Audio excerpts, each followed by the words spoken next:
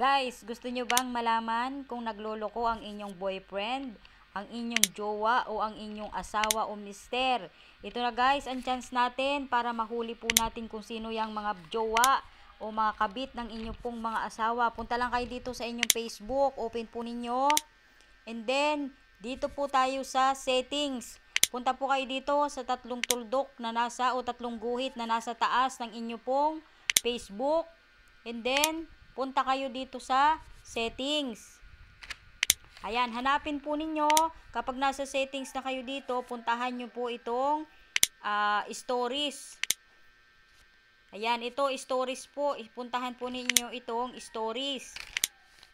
And then, dito na po tayo sa story and privacy. I-click po ninyo yan. Ayan, ito na po yung lalabas. Guys, dapat po ito ay naka-friends. Kung naka-public po kayo, ilagay nyo po sa friends. Kasi kailangan po guys, makita po natin itong choose who hide your story from. And then, kapag yan nga po, kailangan guys ay naka-friends. Hindi po naka-public. Kapag nandyan na po yan, i-click nyo na po itong arrow po, yung hide story from. Ayan, sundan nyo lang po yung tutorial natin. I-click po ninyo. At ito na po guys yung lalabas. Hawakan po ninyo ang cellphone ng inyong mga jowa at ang inyong pong mga mister para mahuli po ninyo kung sino talaga yung mga friends at yung hindi friends. Yung mga nakatago po guys na mga kinukontak, tinatawagan o chinachat ng inyong jowa o ng inyong mister.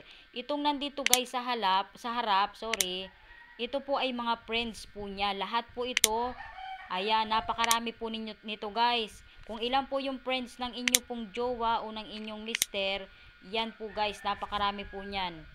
Ayan, and then, para makita po ninyo guys, kung sino talaga po yung chinachat, tinatawagan po ng inyong jowa. Ayan, ito guys paalala, ito po ay friends po talaga niya. Ano po, ito po yung palagi po ninyong nakikita sa kanya pong friend list.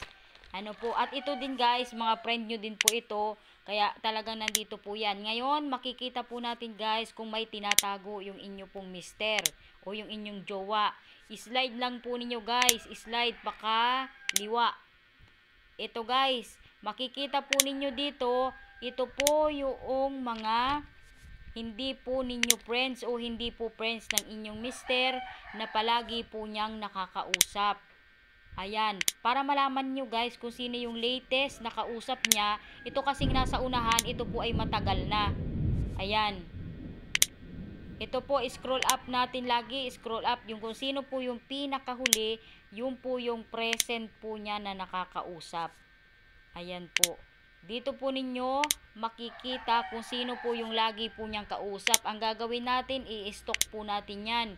Ayan, pwede po ninyong i-stock. Kasi guys, kapag na-stock po ninyo yan, malala kasi hindi siya friend hindi mo din friend, hindi friend ng inyong asawa. Malalaman nyo guys diyan kung sino po yung kabit ng inyong asawa o ng inyong pong jowa. Kasi nga minsan nagpo-post doon sa Facebook mismo ng kabit o ng jowa ng iyong boyfriend. Kaya hindi talaga yan mag-a-appear sa iyo pong Facebook o kahit po sa kanyang Facebook kasi nga hindi niya ito friends. Ito po ay hindi niya friends. Ano po, scroll up nyo lang guys kung gusto nyong malaman kung sino yung pinaka-present po niya na nakakausap. Ayan, ganyan lang guys para malaman natin kung talagang nagluloko ang inyong mga asawa o ang inyong jowa. Ayan, puntahan nyo lang po ang tutorial na ito para malaman po ninyo guys. At bisitahin nyo yung mga friends o non-friends po niya na nandito po.